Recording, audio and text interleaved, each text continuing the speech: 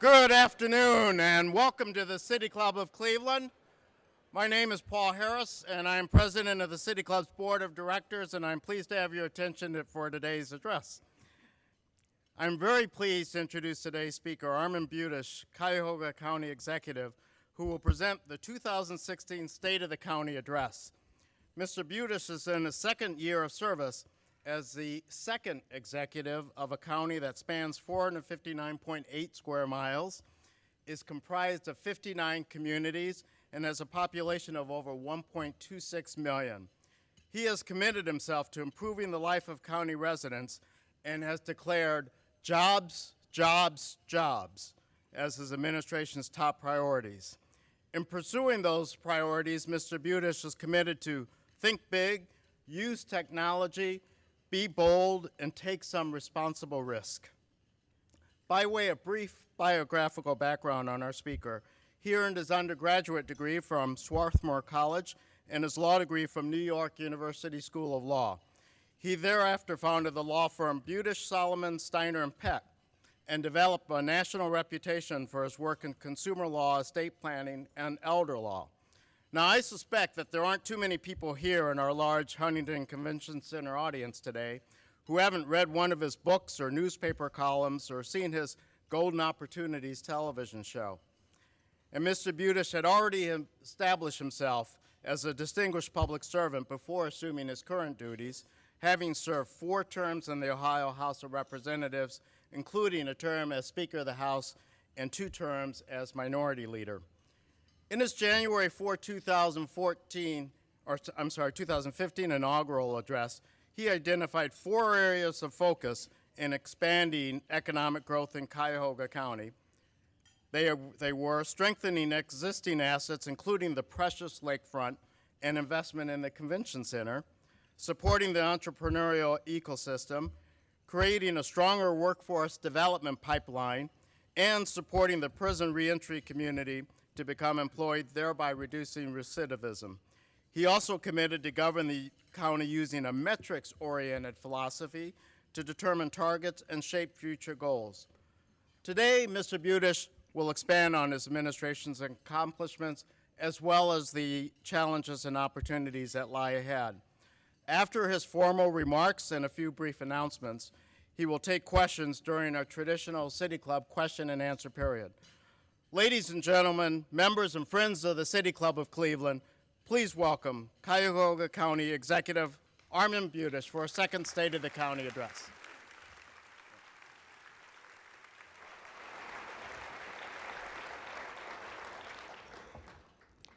Good afternoon, everybody. It's a great honor for me to serve as your county executive, even if no one really quite knows what the county does or what the county executive does. What we do has such an impact on all of our lives.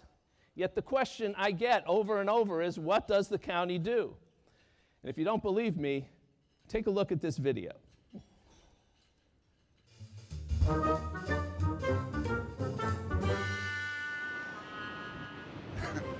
County government.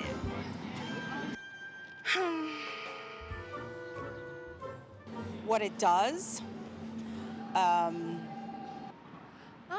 County, like.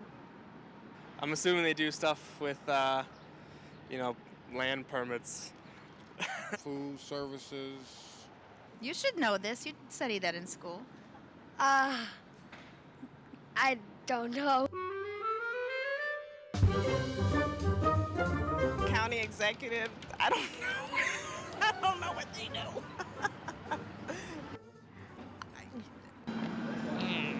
County executive. I would assume that they try to keep the counties safe. And they probably regulate taxes, who's gonna pay what for the year. I have no idea what the county executive does. Yeah, I don't really know much about the county executive. Off the top of my head, I'm not sure. The question, what does the county do? Good question. Good question. Next time I see the county executive, I'm going to ask you. The mayor was joking, I think. The truth is that over 5 years ago, we didn't even have a county executive or a county council. The charter that created this new form of government not only changed how we look, but why we exist. So let's start there. Many of you may feel that you have already a lot of government in your life. You got the federal government, the state, the city. So why have a county government? The answer, in a word, is prosperity. The county charter makes it clear that this new county government must promote economic well-being and prosperity throughout the county. How are we supposed to do that?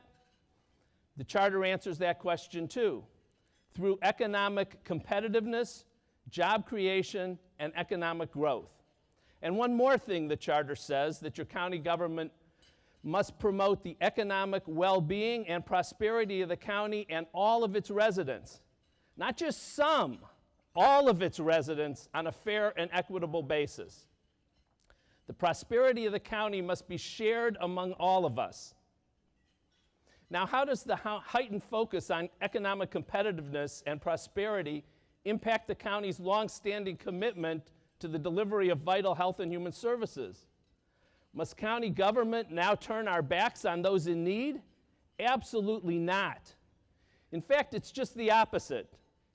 The charter makes economic growth a fundamental government purpose precisely to ensure that we have the capacity to provide necessary and essential health and human services to those that are in need. There's an old parable about a village on a river. The townspeople see a person drowning in the river and they swim out to save him. The next day they see 2 people in the river and they save them. Each day they must save more and more people floating in the river. Finally, one person, we'll call him the town's county executive, has this great idea to travel to the source of the river to find out why so many people are falling in. And he discovers a big hole in a bridge that's upstream. So the townspeople gather the resources and repair the bridge. That's what we must do as a county. We must save people who are drowning, but we must also repair the bridge to break the cycle of people falling into the river in the first place.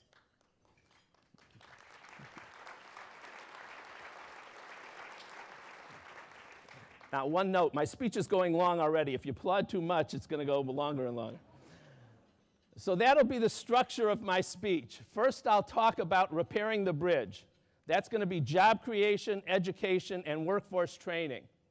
Then I'll talk about pulling people out of the river to keep them from drowning.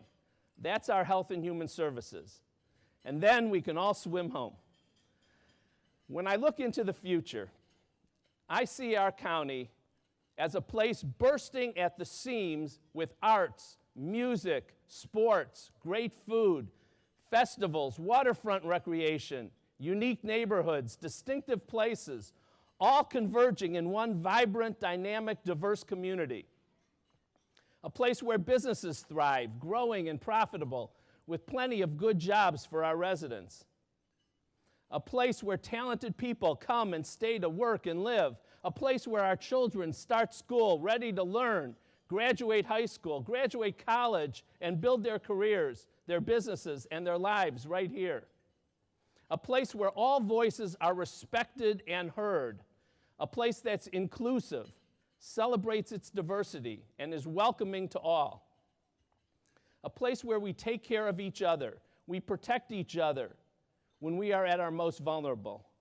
We provide a hand up to each other when we most need it, and we promote equal access to justice for all of us. A place where our zip code at birth does not determine how far we will go in life. A place where the American dream is alive and well for all of us. So why does your county government exist? It's because we have the unique ability to bring together the partners, the leadership team, the resources, creativity, will, and passion to create a prosperous place for all of our residents. In order to achieve great things, you need more than just a bunch of good ideas. You need a strong team to make it happen. We led off by hiring a great leader and visionary, Sharon Sobel Jordan. And we have thoughtfully and strategically recruited a very talented leadership team, many of whom are here today. So I'd like them to please stand and let us thank you.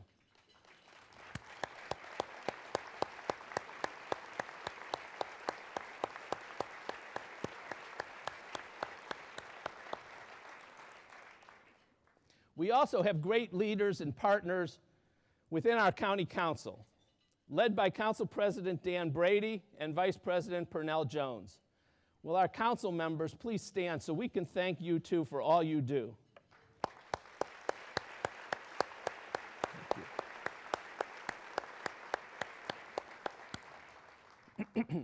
And we have so many other great partners, including Mayor Jackson and City Council President Kevin Kelly, mayors and members of councils across the county, the Greater Cleveland Partnership and the business community, our great foundations, United Way and other nonprofits, our educational institutions, and so many more. And I have another great partner who's here today with me, my wife, Amy. She's the most important. Thank you, Amy. And as long as I'm at it, I don't have a big family here. My son Daniel's with us too. Thanks, Daniel. Altogether, we have a real opportunity to transform this county. So with my remaining time, I want to talk specifics with you. I want to highlight some of our top initiatives and collaborative efforts as we pave the path to prosperity. If we're going to foster prosperity for everyone, we must focus on job creation.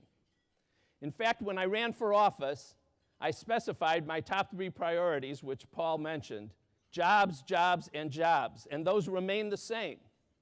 In order to be successful, we're taking a multifaceted approach to job creation.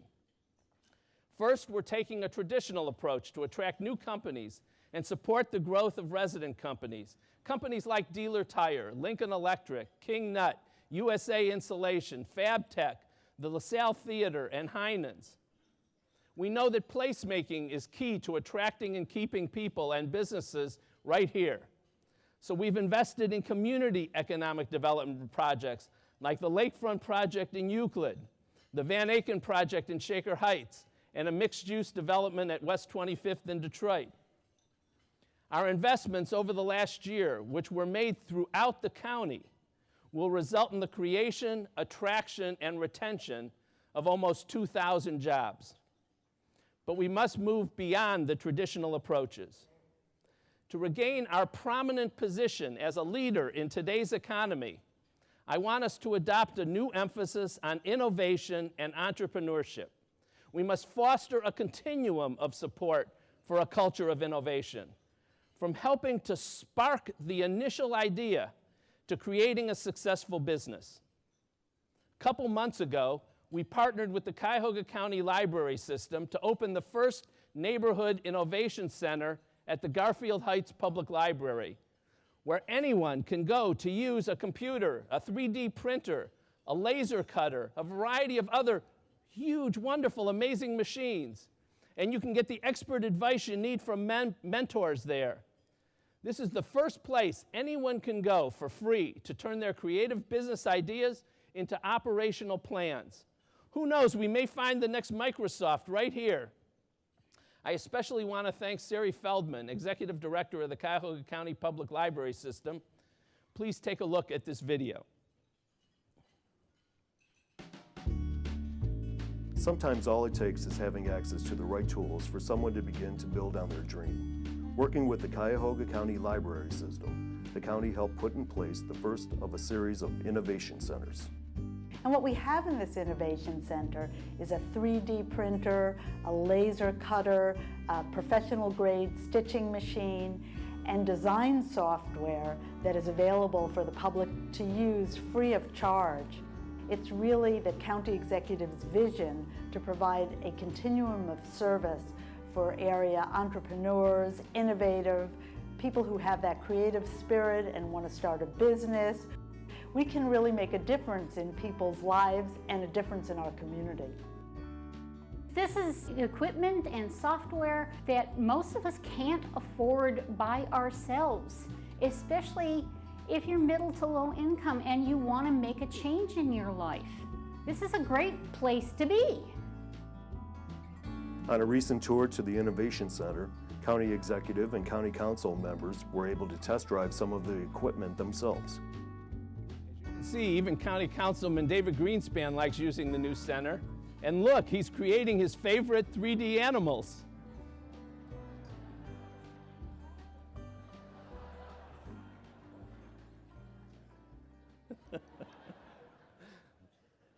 In the coming months, we expect to open 2 more innovation centers at the county libraries in Mayfield Heights and Parma Snow. The library innovation centers are the beginning of the entrepreneurial continuum, where anyone can get their ideas off the ground. They can then graduate to incubators and accelerators like ThinkBox, BioEnterprise, Magnet, or Flash Starts. But this good work is not enough. Did you know that Cleveland has one of the fastest growing populations of millennials in the country?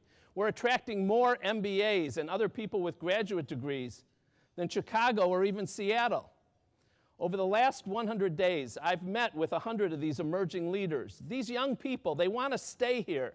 They love the cost of living, the arts, culture, sports, and food options, and they see a great future here. But they also have concerns we can and should address. Many of them are entrepreneurs. They told me that a significant gap in our innovation continuum has been the lack of adequate funding for startups and early-stage businesses. Without adequate local funds, entrepreneurs must look elsewhere and may end up moving their business out of the county to follow the money. We want their businesses here. To help fill this funding gap, we've partnered with Jumpstart, a local nonprofit organization that supports startups and scale-ups with both resources and mentoring. We've invested $4.5 million with the goal of leveraging our investment to attract additional outside funding.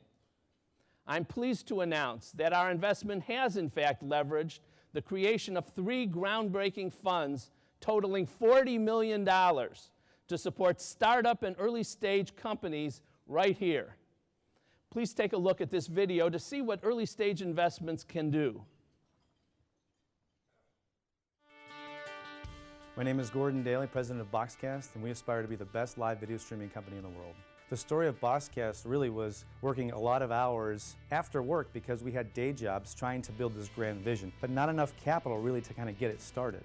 That's where the county program came in, which brought us enough funding to help build the first products that let us prove that we could have a real business, and now we're up to about 18 people. We've even been able to pay the county back, and they still have a vested interest in the success of our company. So that little spark of $125,000 investment into us has grown into over $3.5 million investment from other business people privately funding us, bringing opportunity in terms of new jobs and new business for other suppliers in this whole county ecosystem.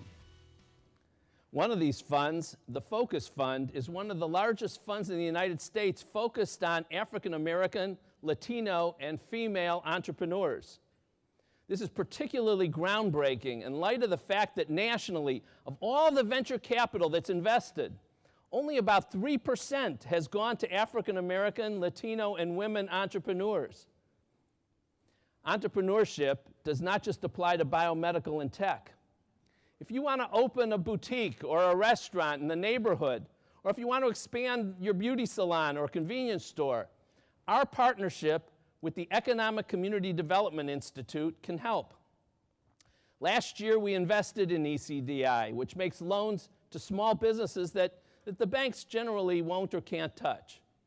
We've helped 56 companies, 61% of which are women-owned, 45% are minority-owned. And our investment has already led to the creation of 128 new jobs. Please take a look at this.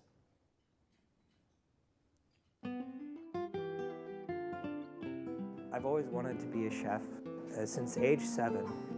Hi, I'm Brian Doyle, owner of So Food and Cafe Avalon, located in Warrensville Heights, Ohio, where our menu is focused on crepes and using local ingredients that just happens to all be gluten-free. Working with ECDI was great. We got funded in August of 2015, and without that funding, we probably wouldn't have been able to open and employ 10 people that we are now employed. which is actually more than we had projected. And the business has been so good that we've actually had to hire even more staff. Without the ECDI and the county's help, I wouldn't have been able to realize this dream, making all this great food, supporting the local food shed, employing 10 people. I'm extremely excited about the possibilities of the future. ECDI makes small loans, typically no more than about $100,000. But some small businesses need larger loans. So we're about to make another investment to leverage a $10 million fund, which will make those larger loans, adding to the entrepreneurial continuum. And keep in mind, small businesses create most of the jobs in this country. Our innovation continuum is designed to create and grow jobs and businesses, and that's crucial. But we also need to attract business to our region. Business attraction does not have to be complicated or costly. Let me give you 2 examples. Last year, during one of my 100 meetings in my first 100 days with business leaders, I talked about how our low office rental costs could be attractive to companies. Law, financial, accounting firms headquartered anywhere in the country could place their back office workers in Cleveland for a fraction of the cost of New York or Los Angeles or Chicago. Ernst & Young stepped forward, recognizing the benefits of locating new jobs in Cleveland, and they created 50 executive administration jobs here. We also want to encourage our existing businesses to bring their suppliers to Cleveland, as University Hospitals has done. UH insisted that a major medical supplier open a significant presence in Cleveland, and they did, bringing 35 jobs with them. I've asked our Economic Development Department to encourage more businesses to follow suit. The county has also made 3 huge, highly visible investments in business attraction over the last several years: in the Global Center for Health, the Huntington Convention Center, and the Hilton Convention Hotel. We're in the process of transforming the Global Center into an exciting hub for health care innovation, and we're already beginning to see great results. In recent months, we've added 12 new partners and collaborators, including Dell, Cerner, Cisco, and Siemens. And in fact, Siemens Healthcare has moved its U.S. Central Zone headquarters from Pittsburgh. This means about 200 new high-paying jobs to the Global Center. This shows the power of the Global Center to bring new health innovation companies to Cleveland. The Global Center is attracting programming that's innovative too, like the HIMSS Connect-a-thon, which brings hundreds of engineers from around the world for a week to work collaboratively to enable products from competing companies to talk to one another. Please take a look at this.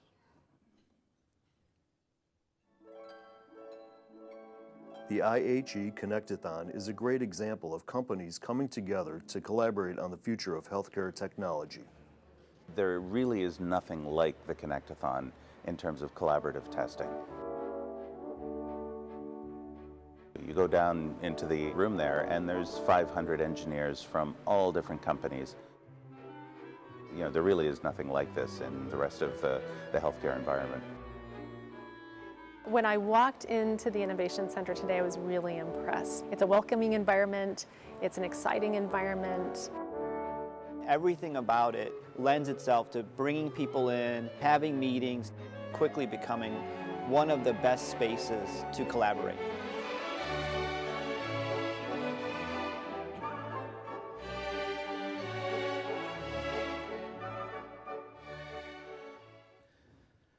The Global Center can also be a magnet to attract the most exciting and innovative entrepreneurial new healthcare businesses to town. So I'm pleased to announce that the Global Center, with support from the Mount Sinai Foundation, will be sponsoring the Rising Star Awards, one of the largest new business plan competitions in the country, with the winners receiving not only a cash prize to support their startup business, but also space in the Global Center and mentorship from Global Center partners. There's real power in health innovators coming together in a terrific space. And here's another pretty remarkable fact. I've gone through 1/10 of my speech. Dan Moultrip just fell down.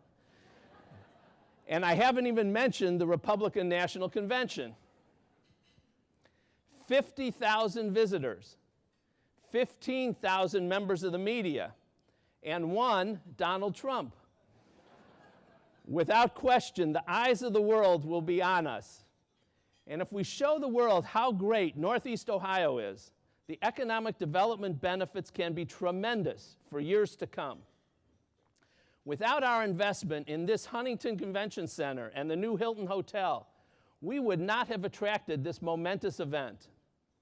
And I'm proud to announce that the hotel will open both on time and under budget.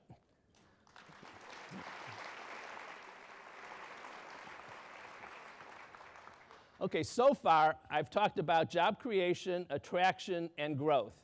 But creating prosperity for residents throughout the county, no matter where we start in life, clearly requires three more things. One, a high-quality education. Two, access to training. And three, help removing the barriers that inevitably arise along life's journey, particularly for those of us left most in need by poverty, poor health, hunger, and despair. To break the cycle of poverty, we must start at the beginning, before a child even reaches kindergarten, in the first 2,000 days of life. We must make sure that every child, regardless of family income, has the opportunity to fulfill his or her potential by starting life with a high-quality pre-kindergarten education.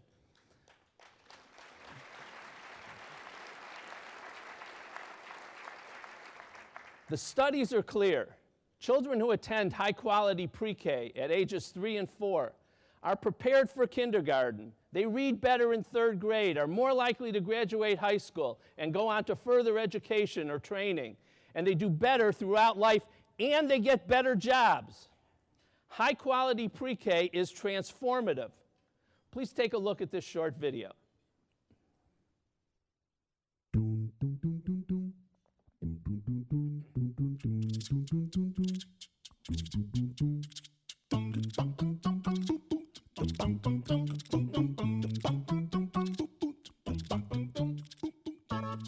We had come from an unrated center to a center. We walked in the doors and we were completely introduced to what it meant to be a 5-star center.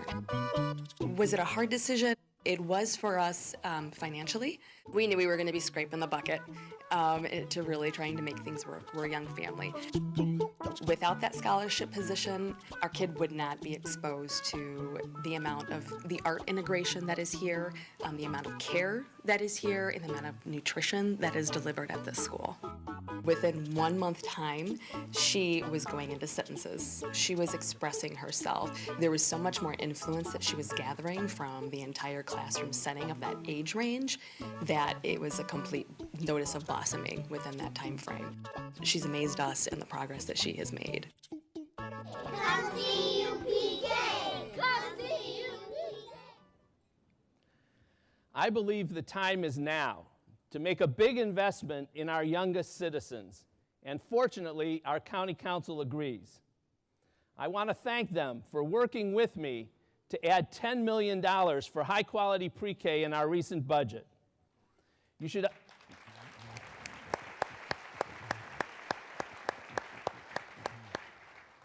should understand this is truly a huge commitment because it was done in addition to the more than $9 million a year that the county already devotes to pre-K, and because it was done while fixing a $68 million budget hole.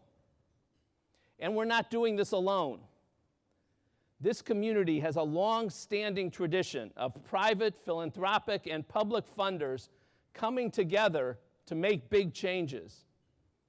Today, I am very excited to announce that we have exceeded our goal to raise funds to match the county's contribution. From the private and philanthropic sector, we have raised matching funds of another $12 million.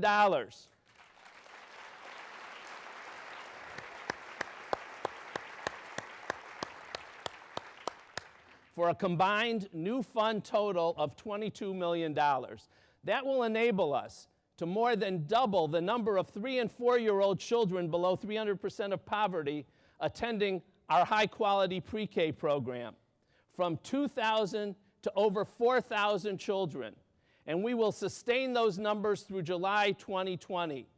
I especially want to thank my good friend, Regional President of PNC Bank, Paul Clark.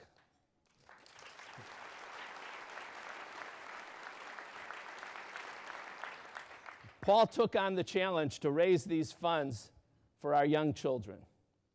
He's devoted countless hours to this tremendous effort.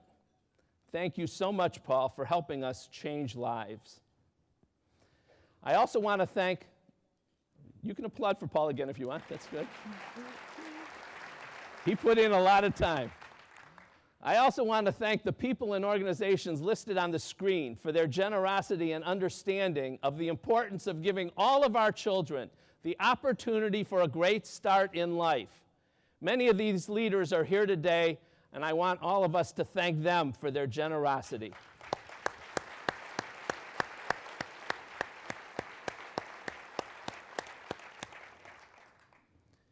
Starting with our youngest residents is the best way to break the devastating cycle of poverty and hopelessness. But we must still provide a hand up for those that have not come out of our education system, college or career ready. This is where our workforce system is supposed to step in, and for many it does. Last year, programs funded and operated by the county's Department of Job and Family Services and the Cleveland-Cuyahoga County Workforce Development Board resulted in 4,211 placements and 478 people trained. But here's the disconnect. We still have employers telling us that they have thousands of jobs open, yet they can't find qualified workers, and we have thousands of people who want to work and can't get jobs. While we have some great training programs, our workforce system is broken. Both business leaders and job seekers tell me that they have trouble navigating our community's complicated network of providers and programs in order to get what they need.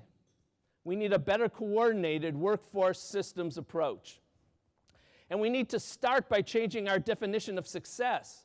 Up until now, workforce success has been defined as helping someone get a job, any job, even a minimum wage job with no future, and even a job that they leave in 6 months.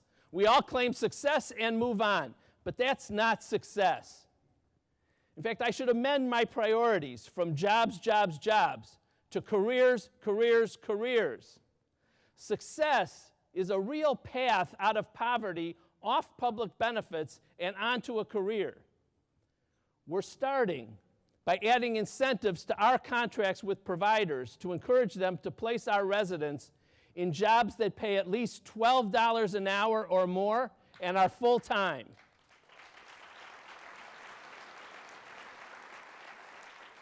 And we're also focused on turning our summer job program for 18 to 24-year-olds into an internship program, serving as the first step on the path to a career.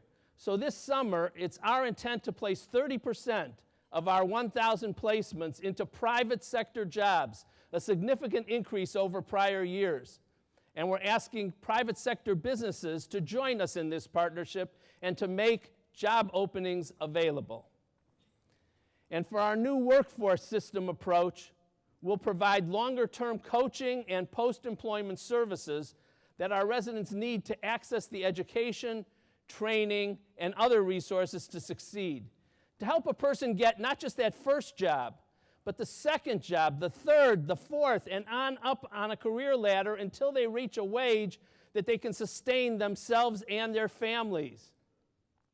There are no quick fixes, but we can and we will solve our workforce issues with a long-term systems solution.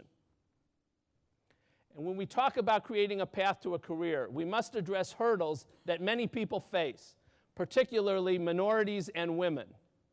We conducted a disparity study which confirmed what many have long known.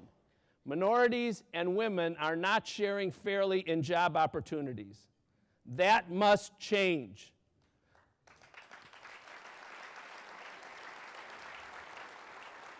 A couple of months ago, Councilman Purnell Jones, other members of council, and I introduced a robust package of legislative and executive initiatives which should help level the playing field.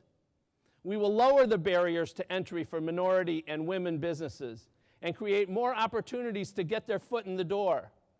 We'll adopt preferences for companies that have proven track records for using a diverse workforce. And we will provide an inclusion officer to monitor and enforce these reforms. We must do all we can to enable women and minorities to succeed.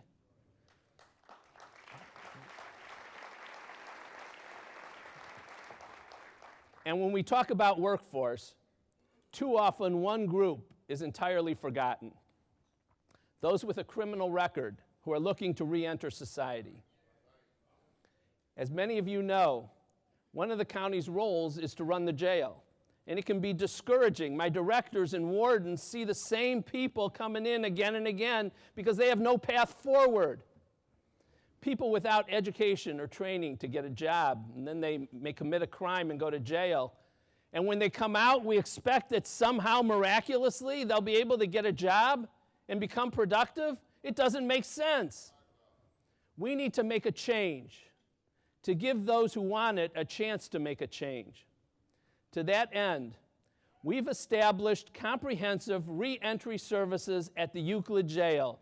This new program is a collaborative with Edwin's Leadership and Restaurant Institute and Brandon Krastowski, chosen, by the way, as a 2016 National CNN Hero.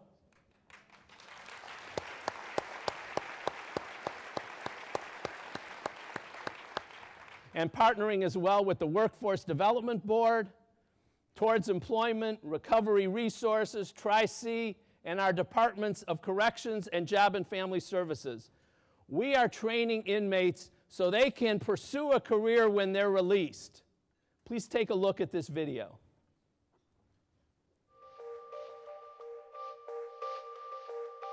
What this facility is focused on is creating an environment of learning and hope, and for people who want to move forward in a positive manner when they leave here.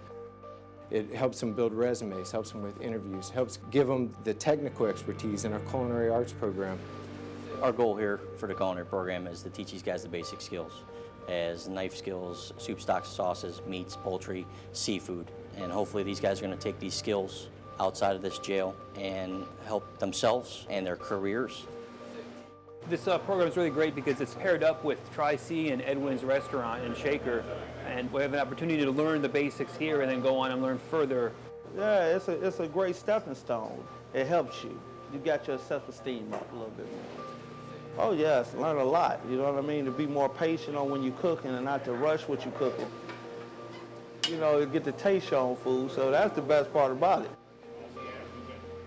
I feel it's a groundbreaking program because the goal is to change folks' lives, have a better life for yourself, for your family, and be a productive citizen within the community.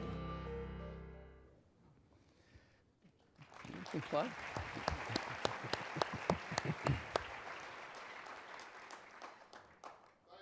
Thank you. So far, I've been talking about our focus on economic growth and opportunity, repairing the bridge over the river, so people don't keep falling in and falling in. But we must also pull out of the river those that do fall in. We must continue to help those who are most vulnerable and most in need. So if a young child is abused or neglected, the county must step in to help. If your elderly parent is taken advantage of financially or is physically harmed, the county is there to protect them. We support food programs for those who are starving, shelter for those among us who are homeless, and needed services for those among us with special needs. The county is there for our neighbors, our friends, our family, for many of us when we have nowhere else to turn. Over the past year, we've reviewed and improved the way we deliver health and human services in order to achieve better results for the people that we serve. I'll mention just 3 wonderful accomplishments. Let's start with our children. Sadly, there are times when a child must be removed from the family setting, with custody going to the county to protect a child from an unhealthy home environment. But the ultimate goal is to return that child to his or her home as soon as it is safe to do so. In 2015, we reunited 425 children with their parents or custodians, the most in several years. That is a very big deal. Please take a look at one touching story.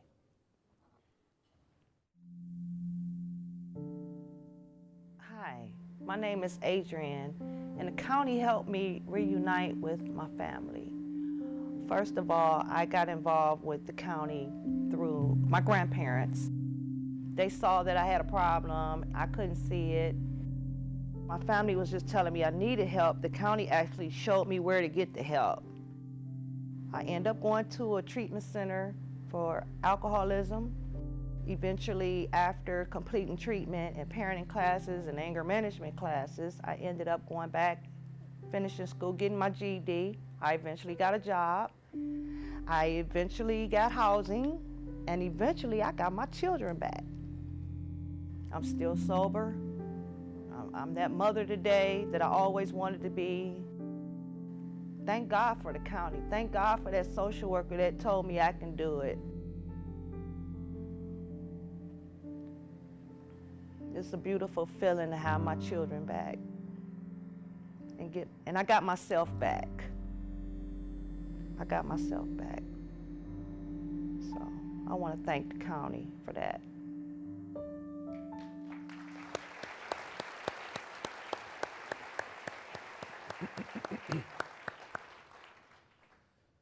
It's hard to follow that. Second, we support more than 20 senior centers around the county. These centers provide an important setting for social programs and meals, enabling more of our older residents to age in the community. And in 2015, we actually stepped in to save 4 centers from closing their doors. Recognizing the increasing need for senior services in our communities, we've launched a series of innovation grants under which communities will come together to propose new approaches, innovative approaches to more effectively and efficiently provide services for seniors. Third, we must end the shamefully high rate of infant mortality in our county.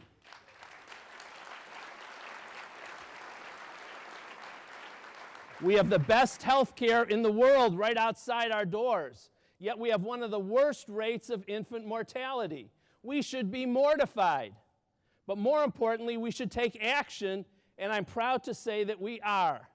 For the first time, the county is taking a leadership role, along with the City of Cleveland and Council President Kevin Kelly, who's here today.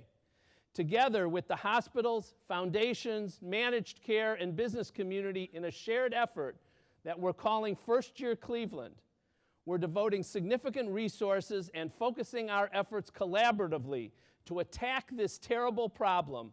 A child's zip code should no longer dictate whether he or she lives to see a first birthday.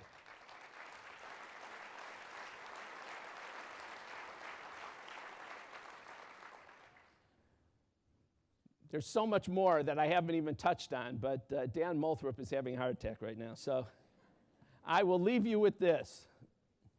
I envision a county where everyone has a real opportunity to prosper and to grow, and a county government that creates an environment where every person can succeed, no matter where that person starts in life. If you can't tell yet, I am very excited about our future here in Cuyahoga County. Our county is truly on the move. Together, we can all achieve a wonderful and bright future. Thank you very much.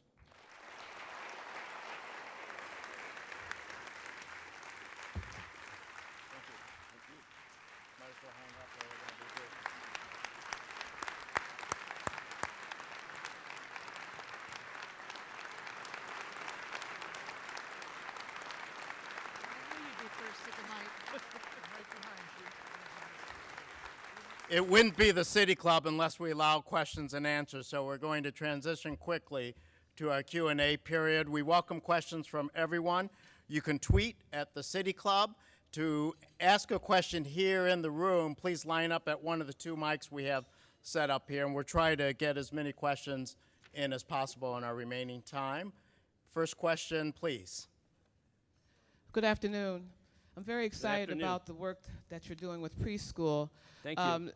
The research has shown that children who are born into poverty are usually sometimes in very unhealthy environments that has a very negative impact on the brain, making it harder for them to regulate their behavior, which results in many preschool children being suspended, especially African American boys.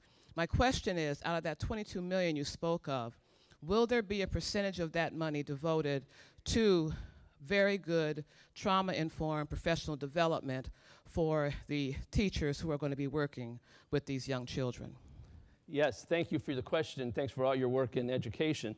The answer is absolutely yes. This new program, it's not new, it's something we've been doing, but it's a huge expansion, and we have support from places like the St. Luke's and the Mount Sinai Foundations for the very reason that we're supporting the wraparound services that go with providing a high-quality education. It's critically important. We're not talking about just classroom. To do well in your classroom, you have to have a well-trained teacher, you have to have an environment with nutrition and health care and all the other things that come together. That's what we do in our high-quality pre-K program that the county is expanding tremendously here. So the answer is yes. I'll try not to answer too long because I know I took too long in the speech, so get more questions in. Could you tell me about your plans to work with Joe Simperman at Global Cleveland to attract more immigrants here and, most importantly, make them feel comfortable here? Absolutely. It's very important, and I see Albert Ratner sitting here, who's been a longtime supporter of Global Cleveland. In fact, I was just at a meeting with Global Cleveland and thanking Beju Shaw for the work he's done and Joe Simperman for the work he's going to be doing. Global Cleveland is critically important. We need to be a welcoming place. We need to have to make sure that everybody feels good about coming to this county. And I believe we're doing that, and Global Cleveland plays a big role. We're a financial supporter of Global Cleveland. We're an active personal supporter of Global Cleveland, and we look forward to Joe Simperman taking the reins and really expanding what they do. Thank you. Hi, I'm Mansfield Frazier, Neighborhood Solutions. Yes, How are you? Mansfield, good to see you. Good seeing you, sir. We're urban farmers. I know. Yeah. Most of the emphasis is on high-tech industries. There's very little attention paid to urban farming where there can be, and we have created real jobs, real paying jobs. We just entered into a relationship last year with Cuyahoga Hills Boys School with the state. Wow. We take their young man as soon as they get out and give them a job. We work them pretty hard also, but we want them to know they can get a job. We'd like to expand, but in fact, you know, we grow grapes, so some people are standoffish. Well, you're growing grapes. Somebody might drink your wine and get drunk, who knows?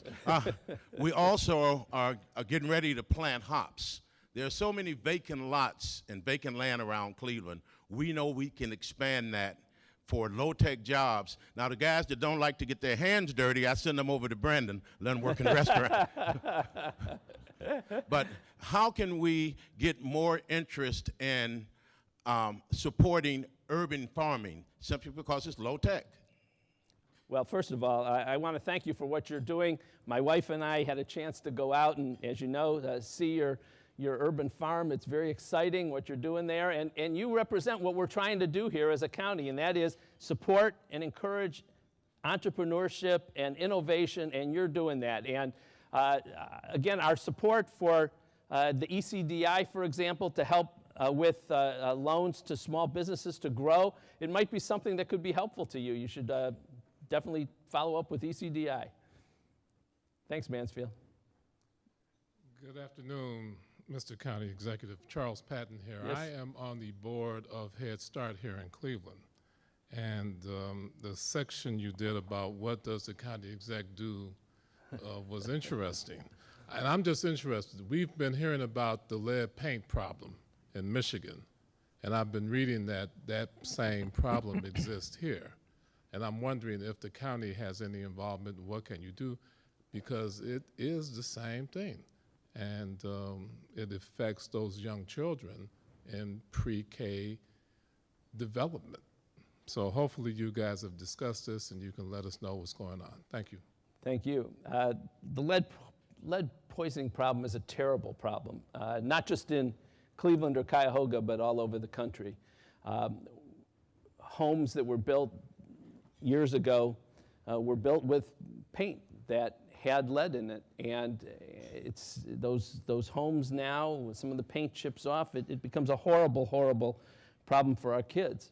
The federal government took the lead in remediation, in providing funds, and the county administered those funds, but the problem is that the federal government has cut way back on the funding for those programs. So the remediation programs are not sufficient right now.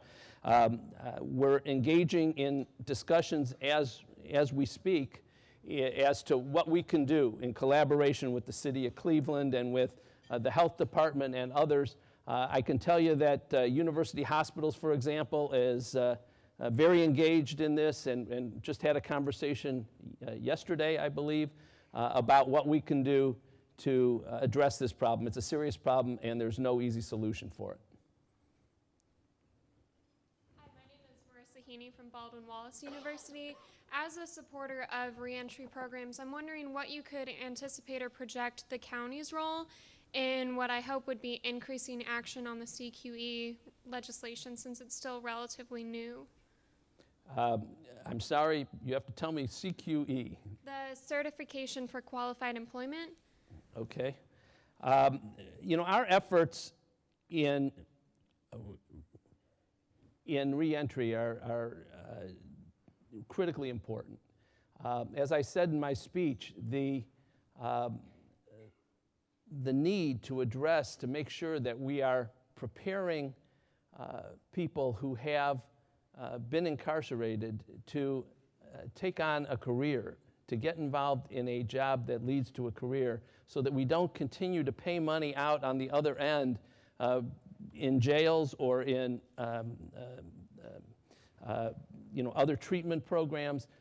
We need to address the problem again, we need to repair the bridge. We need to fix the hole in the bridge, and that means making sure we're training people, hopefully, as we're doing in the new Euclid jail project, to make sure that when they come out, they have the ability to get a job. We're also working with employers to deal with the stigma that sometimes prevents people from getting hired even when they do have the skills necessary for the job. We've worked with, for example, one of the big placement firms that places people into trucking jobs where you don't need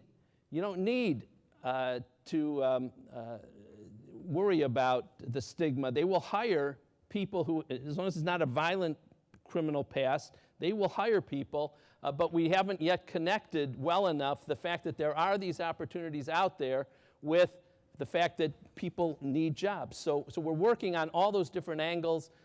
We support any legislation that will help people with the reentry into society. Good afternoon. My name is Kirsten Pamales, and I'm here with the Youth Forum Council today with the City Club. I had a question on recidivism as well. So is the program at Euclid Jail specific to Euclid Jail, or does it exist at other local jails? And if it doesn't, do you plan on expanding it to other jails? Well, what we're doing, the Euclid Jail is the location, but it's not limited to Euclid. This is now part of the county jail system. So what we're doing is we move people when they're ready to go into this program from the downtown jail to the Euclid Jail. So we'll be able to hopefully help a lot of people over the coming years, moving people in and out as they get ready to leave the jail and re-enter society. Hi, good afternoon, County Executive Budish. Will Tarter from the Center for Community Solutions. One of the big successes from the past year was the passage of Issue 23, the Health and Human Service Levy. I was wondering if you could talk about the impact of those levy dollars on seniors, mental health, and what you envision the future of levy dollars and their importance to furthering the mission of the county. Absolutely. So, unfortunately, when I wrote this speech, it was about, believe it or not, it was another half hour longer than what you heard. One of the things that got left on the cutting room floor was a discussion about the Health and Human Services levy. Sharon cut all those things out, by the way.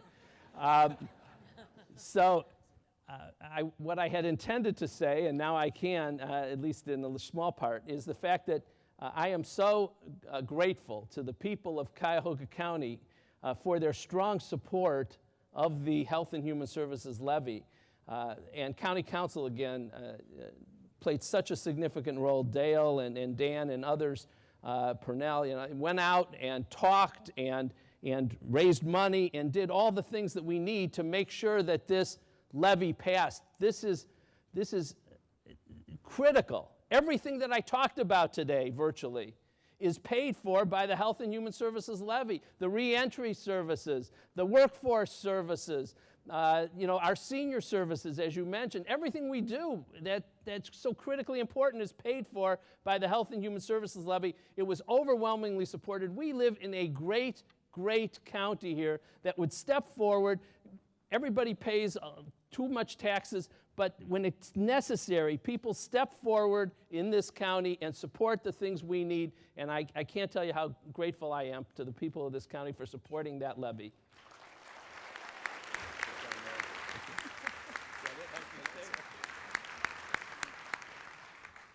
Well, today at the City Club of Cleveland, we have very much enjoyed the 2016 State of the County Address from Armond Budish. Today's address was sponsored by PNC and the Sisters of Charity Health System. Thank you very much for your support. Mr. Budish also appeared today as part of the annual Richard W. Pogue and Patricia R. Pogue Endowed Forum, made possible by a special gift from the Pogues. We very much appreciate their support. And we also want to give special thanks to our table sponsors, and you'll find a list of them in our printed program. That brings us officially to the end of today's forum. Thank you very much again, Mr. Budish. Thank you, ladies and gentlemen, for your participation. This forum is now adjourned.